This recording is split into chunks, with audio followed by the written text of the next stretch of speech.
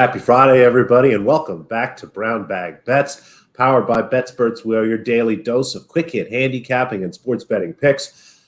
I'm Alex Christenson. Unfortunately, our wonderful producer, Dan, doesn't have any power. He's up sweating his butt off in Connecticut or somewhere. So we're back here. We're doing it old school, Andy. It's StreamYard time.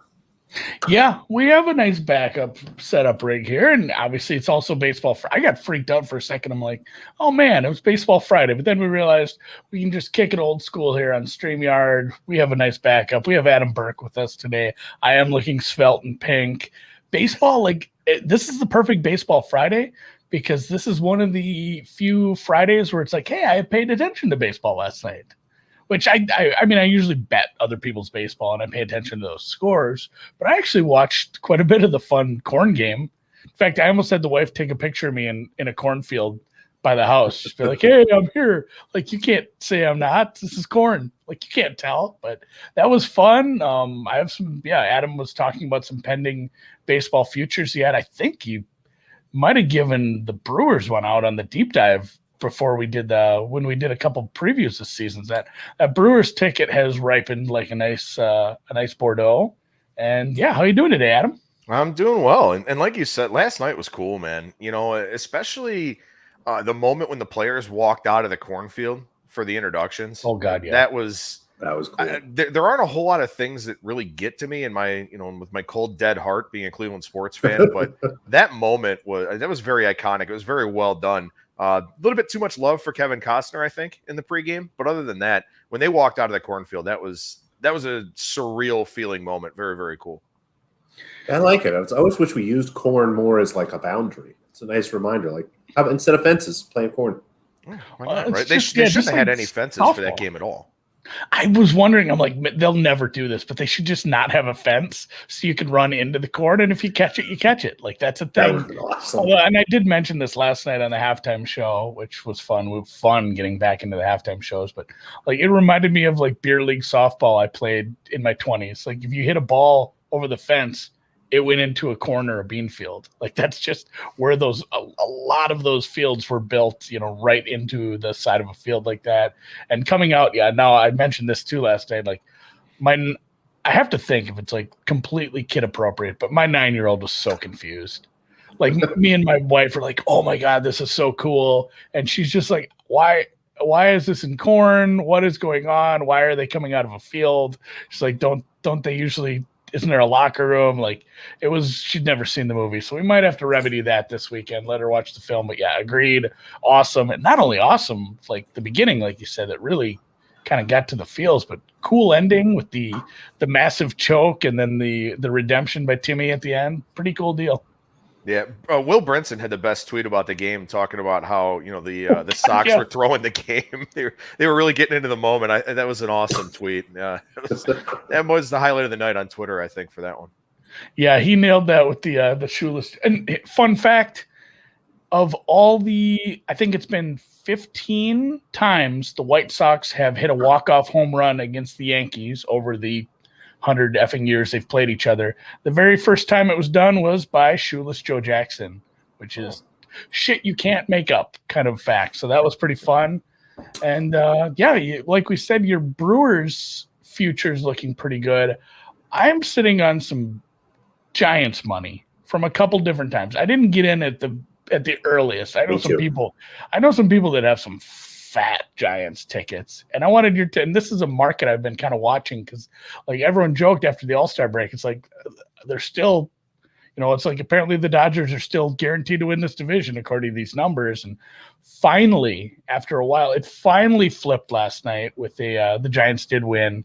I'm seeing some numbers where a few books are starting to tickle it into the other side of zero, or the other side of even money, where the Giants are now over 50% likely, I guess, by the market. I mean, have you tracked that much? Do you have any, I don't know if you have any futures out west or if you've watched that a ton.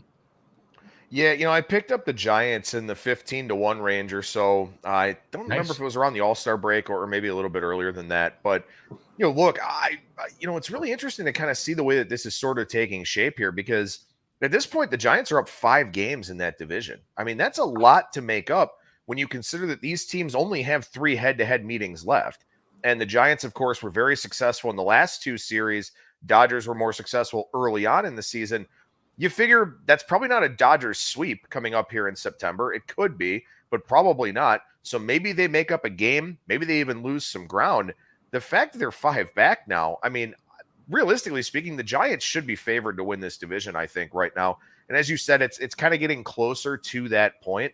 But I'm really pissed off at myself because I looked at the Giants and I looked at the Diamondbacks coming into the season, and I kind of wasn't sure how sustainable last year's offensive improvements were for the Giants. So I wound up playing the Diamondbacks over instead of the Giants over when they were aligned kind of in the same range. So that was a major misstep, obviously, for me. But, the more that you watch this Giants team and the more that you think about how they're built, how they go about their business on a day-to-day basis, they are here to stay. I think they will be around with the Dodgers and the Padres here over the next, 2 to 3 years fighting for the top of this division. And, of course, they could get even better here in the offseason, too. So it's not even just this year that I'm looking at for San Francisco. I wonder how disrespected they'll be in the futures market going into next season as well. Yeah, no, that's true. And I did kind of look at the schedules a bit, and I pulled up the Dodgers first. I'm like, man, they have the Mets, they have the Rockies, you have a bunch of games against, some Pirates, but also and I didn't do a full rundown because there's too many games and I have to sit and make a nice little spreadsheet. But the Giants play the Rockies and the D-backs, and I think maybe the Mets even a little too. Hopefully I think it might come down to just whatever team takes care of business the most with bad teams, and then both have some middle of the road teams, and obviously that one series with each other. So I'm Team Giants. Sounds like we're all Team Giants. So, and I don't know anybody with the Dodgers ticket. Maybe now, I guess that would be the case. If you had a stupid high preseason Giants ticket, I wouldn't fault you for buying off a little with some Dodgers money at this point, because the Dodgers are. I mean, they are still a very good team. They do probably have a slightly easier schedule. Wouldn't hate it, but I'm not, just because I didn't get a big enough number. Yeah, and I think, too, it's tough because I think from a division standpoint, I think you can really sell yourself on the Giants. From a playoff standpoint, that's where you kind of wonder. I mean, you think about the Dodgers and all the depth that they have on the pitching side and obviously the depth that they have offensively, too. The Giants winning over 162 games where they're playing all over the league and all of that is one thing. The Giants winning in the playoffs could be another. So I think you really have to look at it as 2 independent markets where the division is one thing and then the pennant and the World Series futures are another thing, to where, maybe the Dodgers do have more of an advantage there, but still, I mean, their prices don't really provide a whole lot of equity anyway. Yeah. Yeah, looking at the World Series lines, the Dodgers are short of 3-1. I mean, are they the favorite? Does that make sense to you? Have you looked at any of the World Series futures lately? I think it makes sense from a sportsbook standpoint because everybody knows the Dodgers, everybody knows all the big names that they have, so on and so forth. One thing we haven't even mentioned yet from a division standpoint, with Mookie Betts out now, I mean, that kind of lowers the ceiling for the Dodgers a little bit in terms of trying to make up this 5-game gap. Betts will be back in time for the playoffs, at least based on everything that I've seen. So, I mean, from a talent standpoint, from being worried about exposure, I think having the Dodgers as the favorite makes sense. But, also really wouldn't shock me if the Dodgers lose that 1-game wild card or something like that. Yeah. And that is the wild part about that. Like, the jokes were when the the Dodgers and the Padres were all jockeying for these high-end free agent arms. It's like, man, this guy is going to be, one of the top 2 or 3 pitchers in the league is going to be starting, or possibly starting against each other in a wild card game, which is very interesting, especially if, obviously San Diego's right there too. Look, I still have the standings pulled up, so I'm going to say another team that's jockeying for playoff position. They're only a game and a half behind the Astros right now. They beat your we don't call them the Guardians yet, because it's call them whatever you want. It's still not a good name. I call them shitty right now. Yeah, they're really shitty. Cleveland baseball team. The Cleveland baseball team lost 17-0 yesterday. I didn't want to. That was just the biggest of it. I guess the Brewers beat the Cubs 17-4 too. And I told you I didn't want you to ruin the surprise, but you had something to say about blowouts going forward in the last, how many games roughly do we have left? Like 45, 50? Yeah, Somewhere we're like probably in that. that 45 range now. I think that as we go deeper into the season here, there's going to be a lot of talk. There already is, but it's only going to increase from this point forward about how pitchers are going from 65, 70 innings last year up to 175, 180 innings this year. And it's a really big jump. And when you look at a lot of the teams out there that aren't very good, they've got pretty young rotations on the whole. So those are teams that are probably going to protect those arms a little bit. Maybe go with bullpen days, maybe go with piggybacks of long relievers, something like that. We've already seen a team like the Tigers do it, limiting Casey Mize to 3 or 4 innings. I'm sure they'll do it with Tarek Skubal. Maybe they'll do it with Matt Manning as well. But the teams that are really good because they have a lot of depth. When you look around Major League Baseball right now, all the division leaders, the playoff teams, all of that, they're top heavy to a degree in some cases, like Milwaukee, but most of those teams are very, very deep. So if, a team like the Padres, for example, if they were fully healthy, the idea of maybe skipping a Yu Darvish start to use like an Adrian Morejon or something like that, it's not as significant of a drop-off as we may see for some other teams. Padres is not a great example because everybody's hurt. Maybe the Dodgers, if they were healthy, is a better example. But what the idea I'm getting at here is that these teams that have depth have a lot of major league caliber pitching on them. The teams that don't are going to be using spot starters, journeymen, minor league call-ups, guys that maybe didn't start the season, building up their innings in May and early June, something like that. So I think we may see a run on lopsided final scores and blowouts here over the last month and a half of the season, because you're going to have a lot of these bad teams that are throwing sacrificial lambs out there. We know who the good teams are. We know the run that favorites have been on over the last week and a half. So I think in a lot of cases, if you're looking at a favorite, I think you really want to start looking at that run line, an adjusted run line, something like that, because I don't think we're going to get a lot of one-run games as we go forward. So far this season, 27.7% of the games have been one-run games. I think that kind of regresses a little bit back towards previous seasons to where maybe we get some alternate run lines with the underdog, or we just get these favorites covering these big run line numbers. So because of the fatigue that we're going to see from the pitching staffs going forward, I think you probably want to take a serious look at that. Even if you do a -1 to kind of cover your ass a little bit, something like that. But I think that we get a lot of lopsided scores the rest of the way, not only because of the lack of parity, but especially because pitchers just are going to have such higher workloads than they've had in the past, that I think the teams that are really reliant on these guys to go out there and eat up a lot of innings are going to struggle the rest of the way as a result. You mentioned lack of parity and kind of favorites. There's been much made floating around Twitter the last week or so about how favorites have done extremely well in baseball. Do you expect that to turn, or is that kind of a continuation fitting to what you were just talking about? I mean, as we get to the end of the season, we have certain teams that are just so much better than everyone else. Do you think this will balance out, or should we just keep playing favorites and laying the run line, like you said? I think it's going to keep going. I've kind of run this, and I used to talk about this on the Bettor's Box podcast that I had, where it was an arbitrary cutoff number, admittedly, but favorites of -180 or higher had been extremely profitable over the last 5 seasons. And this year it started very, very slow. April was really the month of the underdog. But now that we've seen an increase in offense with the crackdown on foreign substances and all of that, you think about a low-scoring environment, the underdog has a better chance. You think about a higher-scoring environment, the favorites are definitely going to do better, and we've certainly seen that since the start of June. So I don't see that stopping. I really, truly don't, because also you have a lot of teams in Major League Baseball right now that aren't really trying. They're not really trying to be competitive. They're cutting costs. They're, in whatever various state of a rebuild that they're in.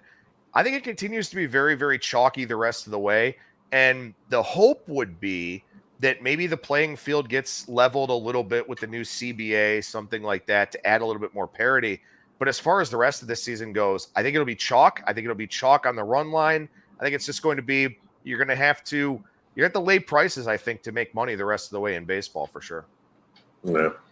I know some people that like themselves a good alt run line. You can get some big fat numbers. If you really think it like this money line is way off, a -2.5, -4.5. And, I spoke with somebody about this once about, heavy juice, favorites. He's just like, well, if it's -200 and I make it -300, I don't care. I'm going to lay the juice. And I asked, do you ever consider the run line? He's like, there's no incentive for a team to win by more than one if it comes down to it at the end.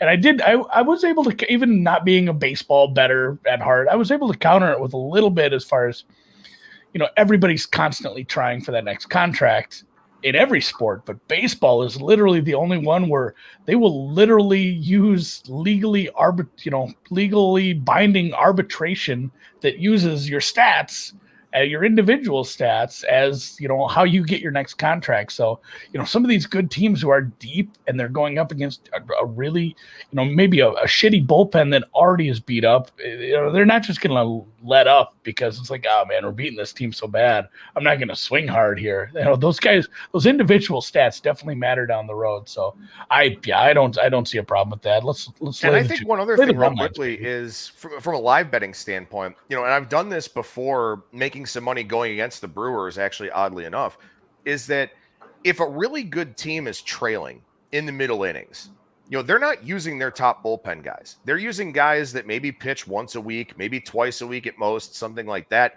And you can get some runouts, even if it's an underdog who winds up, attacking a starter or something like that. These teams that are really good, like I talked about, you're going from basically some of these relievers maybe pitched 40 or 45 innings last year. Now they're going to have to go up to 70 or 75, and then you want them ready for the playoffs. Managers have to balance that workload. So if a favorite is losing, a favorite that has a good bullpen in particular, or at least a top-heavy bullpen, those guys probably aren't going to come into that game unless the offense does something or something like that. So you can kind of look to play some live, run line, alternate numbers, something like that, because teams aren't going to use those good relievers if they don't have to. They're going to save those bullets as much as possible. So maybe a live over, some kind of thing like that. That's something I think that you can look at if you want to try and find opportunities to fade the good teams, because like I said, the Brewers are not going to use Devin Williams or Josh Hader unless they have a lead, period. Probably not even in tie games the rest of the way with the lead that they have in that division. So those are live betting opportunities you can take advantage of here if the favorites, don't come to fruition. I like that a lot. Yeah, that's interesting because I do like live betting, and we talk about this with we talked about it with the Dodgers, we talked about it with the Lakers, we talked about it with like teams that the market wants to bet anyway, or we talked about it with the Packers on the deep dive the other night. It's like when the favorite, a minus 200 favorite, is down, those live numbers are slightly off because the people are, I want to bet the Dodgers. They're the better team. I don't care if they're down 3 runs, and you can get a slightly better price on maybe an over, or just laying it with the underdog if you're getting a decent price on this team's leading and they're not. It's almost like the Giants division price. Like, this team's ahead. Like, shouldn't we just bet that at this price? So I like that quite a bit with the bullpen angle. And before we let you go here, you had some plays for today on a Friday night. You sent a couple over. I'll find those quick. Yeah, there they are. Side and a total for tonight, which I like because I have one NFL bet, but man, I don't know how involved I can get in some of these other ones. Yeah, and looking at tonight's card, and I think it's tough. I mean, it's a very chalky card, as I mentioned. So if you are somebody allergic to chalk, you're probably gonna have to get over it here for the rest of the MLB season. But looking at the Tigers tonight, I mean, Zach Plesac is not the same for the Indians. He's not been the guy that we saw last year in the 60-game sample. Did get hurt. Probably feels like it's kind of a little bit of a lost season for him. He's not pitched well. He's not striking guys out. A lot of balls in play. Bad things can happen with that. I'm not high on Tyler Alexander for the Tigers at all whatsoever. But this Indians team is in free fall mode, and deservedly so. They had been playing over their heads quite significantly. I don't know how they were a 500 team for as long as they were. I don't know how they were still on the fringes of the wild card race for as long as they were. But now we're seeing what happens to James Karinchak without foreign substances. Brian Shaw has not been very good. Now Nick Sandlin is hurt. He had kind of become their second in the pecking order before the 9th inning in terms of leverage relievers. So now he's out. So this bullpen that was such a strength early on in the year no longer is. The offense is still terrible. And also, too, I don't really know if there's a whole lot of respect in the dugout for DeMarlo Hale, who's taken over for Terry Francona while he's out for the rest of the year.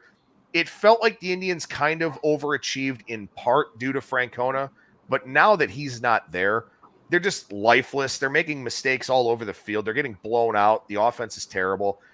I just, looking at this game, I understand that Plesac has more of a track record than Alexander, but to me, I think you got to take the Tigers here in this spot tonight and keep fading the Indians, because I think that this is maybe a team that could be as bad as 8 or 9 games under 500 by the end of the year, maybe more than that. Then the other one that I'm looking at here for tonight is actually the under out in Seattle with Robbie Ray and Chris Flexen. And if you look at Flexen's home splits, they are outstanding. And we know that T-Mobile Park is a very difficult park to hit in, even for a lineup as good as the Blue Jays. Wouldn't expect the Mariners to do anything against Robbie Ray. Don't expect the Mariners to ever do anything offensively at home. So I think the under is a pretty good look here tonight, where Flexen's good enough to get by, especially with those home numbers, and Robbie Ray should shut down the Mariners lineup. I dig it. Yeah, and as much as hopefully I hadn't thought about that since the news. Like, hopefully Tito's fine. Like, the Indians stink and all, but I like him as a person. He's probably my favorite opposing manager in the division for sure. I think considering La Russa's one of them. I think a lot of people sort of expected him to be done after last year, and then he came back, and now it's been one health problem after another. The thing of it is, he's like the 4th highest paid person in that organization in terms of players and coaches. So, it's tough to walk away from $4 million, even if you feel pretty bad every day. Yeah, that kind of speaks to like what he was dealing with. Like, that's a lot of money. Yeah. So, sometimes people just need to step away from it a bit. Look at Bruce Arians. Like, that guy literally retired due to health problems. Take some time. It's a super stressful job. It's a lot harder than what we do. I'm just sitting here betting on sports. Those guys have a lot of personalities to manage, if that's one way to put it. So, well, Adam, thanks for joining us today. You go enjoy your weekend, enjoy your baseball, enjoy everything that's going on in your life. And, we'll look forward to more Baseball Fridays with you sometime down the road, and hopefully some more baseball content and football soon. College football is like, we're the 13th. Oh, it's Friday the 13th. That's why the power's out. Like, this is all coming together now. Oh, God. It's just cursed. Everything's cursed now. But, yeah, I believe the 28th is the garbage week 0 game, which I will still pay attention to and wager on a few of those games. So excited for football, college football, and the baseball playoffs coming up. Thanks a lot, Adam. Absolutely. Glad to be here. And I look forward to everybody's college football game of the year on UTEP and New Mexico State there in week 0. I feel like I've seen people put plays out on that already. I think UTEP's more fun to say, so I'll take UTEP. Yeah, go Miners. There you go. Sounds good to me. All right. Thanks a lot, Adam. You can find him at Skating Tripods on Twitter. And we will what else do we have? We don't have any tennis today. Yeah, just 4 matches in Montreal. They all look just about lined right to me. We'll keep cheering for our girl, Jessie Pegula. She's our last outright here in the quarterfinals. Yes, Coco Gauff is playing, but they hung a total of 21.5. And as crazy as it sounds, Andy, I almost bet the under. She's playing Camilla Giorgi. This match could be really long or really short. I think generally it is probably pretty short, given how well Gauff has played. Maybe Tormo as a dog against Pliskova if you're looking for some action, but a lot of fun tennis to watch. Nothing that looks worth betting, though. Stupid efficient market. Stupid efficient market, indeed. I do have a bet tonight. I've already put in. We talked about it a little. If you followed us on the halftime stream last night, I think it got mentioned right at the end there. 3 games tonight. Here's the odds, courtesy of our friends over at WinBet. The 2 games start at, I'm assuming this is Central Time. Boy, I'm gonna have to double check that, because Dan made this graphic, so this could definitely be East Coast time, because that guy's in a whole different time zone. That looks like East Coast time.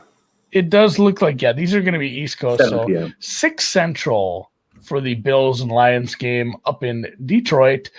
Bills, this under's got hit a little. I think that's what I'm on. I'm going to go check the accounts. I'm 90% sure I bet the Bills under. This will be a Mitch Trubisky game. Mitch Trubisky versus whatever the Lions put on there. He's actually kind of good as far as a preseason quarterback. If you're starting a backup and it's Mitch Trubisky, he's had plenty of experience in starting games. So I actually would slightly lean Buffalo there. I guess I'm not betting the side. Tennessee and Atlanta at the same time. not sure which one of these will be nationally televised, if any. I believe it is the Bills-Lions game on NFL Network, if you get that. Yeah, I would think so. It's a fun one. They don't do this in the regular season, but it's the Julio / Arthur Smith return home games, because you have Titans Falcons right away, and they flip-flopped a player and a coach there. So Titans are slight dogs there in Atlanta, another total right around 37. That's 37.5. I don't have a strong take on that either.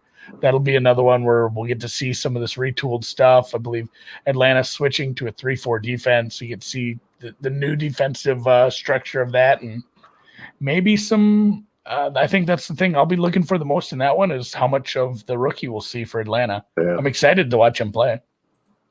No, that'll be fun. Hopefully we get to see a little bit of that. I like that Bills-Lions under. I mean, the Bills are just running the ball every play. So, I mean, I wish you could bet like under offensive possessions, even something like that. I saw punt stats. You don't get punt props in the preseason at a lot of places. We might have to hunt those down, though. What'd you think of Sam's idea, taking all the dogs and teasing them? I assume you can do teasers in preseason. I would think they'd let you do anything if there's a teaser option. I'm not so sure. After what happened on essentially the final offensive play of last night, I'm not sure I'm teasing anything until we get to the regular season. I'm not complaining about the officiating was weird. Like, the touchdown probably wasn't a touchdown, but the 2-point conversion was probably enough of a catch to call it a 2-point conversion. So that was a confusing series of events that put us on a push and the push was only there because we had a missed extra point and a 92-yard drive with your fourth string quarterback at the end. So the preseason's tough to bet on. And then obviously Rivera took the timeouts and we saw it happen. That was pretty funny. The second half total would have hit if it weren't for the missed extra point, because then Washington would have just kicked their extra point and it would have been 17. And then we ended up getting the second half over anyway. Somebody on the podcast last night made a joke about we should take the Patriots -3 and parlay it with the over 16.5. That, of course, also hit on the incredible 90 whatever yard run it was. So pretty funny stuff at the end. And that makes me super scared of teasing any of these. And then the other one that will be also on NFL Network later in the evening is Cowboys-Cardinals. And what did you make of the Battle of Pennsylvania last night? And this is the lead-in question into this. Do you think playing a game already was an advantage for the Steelers? Because they played last week. I guess so. I mean, they looked a little more together. I don't know if that says more about how the Steelers maybe had the advantage of having played or just how bad the Eagles are. Jalen Hurts looked very Jalen Hurtsy based on what we've heard in camp. I didn't see anything to make me feel too much better about him. And there was a bunch of Joe Flacco tweets joking about how he's the quarterback now that he can complete a 3-yard dump pass. It's fun. It's fun being in Philadelphia with all these Eagles fans, Andy. I imagine. Yeah, the Cardinals are 2.5-point favorites there. The total a little higher, 38.5. The Cowboys, they had the advantage of playing one game that didn't look great in that game. I believe that one finished up with a pretty low score. Where is the Hall of Fame? Oh, there it is. Yeah, 16-3 Steelers. Cowboys maybe kind of want to get in the end zone this week. That'd be fun for them. It's interesting. A team that scored 3 points last week is on one of the higher totals for the week. But yeah, Kyler Murray going to play, but they have said it's not going to be all that much. I would think maybe 2 or 3 possessions. Honestly, if he has one really good possession, if he marches them down the field, they get in the red zone, they score, they kick a field goal. I could see them, if it was a longer drive, making it just one. So the Dallas side might be live here as a slight underdog too, but no play for me in that one. If I did have to bet it, I'd probably just take all 3 underdogs, really. Yeah, I wonder too if having played the game is really just you're on your second game and teams take their second preseason game maybe a little more seriously than the first one. So it's an angle, I think, but I don't know how much you can put behind it. The only thing that would scare me off the Cowboys is they did say the starters, they have like the normal old school preseason where they have 4 games. They're going to treat next week as more of a let's get the starters in for a lot of the game, because it is the third game and it's at home versus Houston. So they want to treat the home crowd to some starters. So I don't know how much you'll see the starters in this one for the Cowboys, and I'd imagine why there was some Arizona money there. So let's go preseason. I'm gonna sit down and watch this tonight. I don't care how bad it is. I had a lot of fun, man. Honestly, like sweating out that Washington touchdown drive at the end. That was like, I'm like, even if I lose this, I'm like, I missed this so much. So enjoyed it thoroughly. Hopefully you guys are enjoying football, and hopefully you guys have a good weekend, huh? Yeah. Like let's slide into the weekend, Alex, and go I think there's football all day Saturday too. Man, I have so much to do though. Going on vacation really F's with your honey-do list. I have a lot of stuff doing, yes, and the Premier League is back. Go Bees. Soccer, football, whatever. Yeah, sneaky pick for Andy today. Brentford clean sheet, 3-1. That is the Arsenal doesn't score, basically. So I don't know what time that match starts. Honestly, it may have started at this point. What time do we got Premier League today? That is at 2 p.m. Central, 3 Eastern. So go Bees. Brentford clean sheet. Let's go. That might be my new squad because my old one was Sheffield and they're gone. They're in championship right now. So you know what? I'm a Bees fan. Officially a Bees fan. We're starting the Premier League season with my Bees versus the Gunners. Let's go. You guys have a good weekend. And Alex, play us out. See you Monday.